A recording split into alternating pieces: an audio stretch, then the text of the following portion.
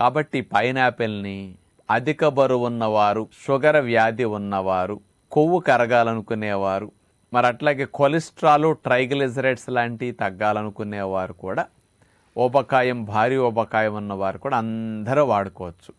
ఎవరికి ఏమి ఇది తినకూడదు అనేమీ లేదు.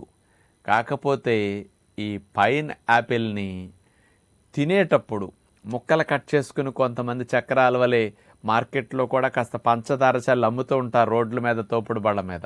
అలా తినేటప్పుడు ఏదో 1-2 ముక్కలైతే పర్వాలేదు, కానీ ఒక 2-3 స్లైసెస్, 4 స్లైసెస్ అట్లా పెట్టుకుని ఎక్కువ తినేసినప్పుడు ఏమవుతుందంటే ఇందులో చిన్నటి పీచు పదార్థాలు నూగుగా ఉంటాయి, కొంచెం షార్ప్గా ఉంటాయి.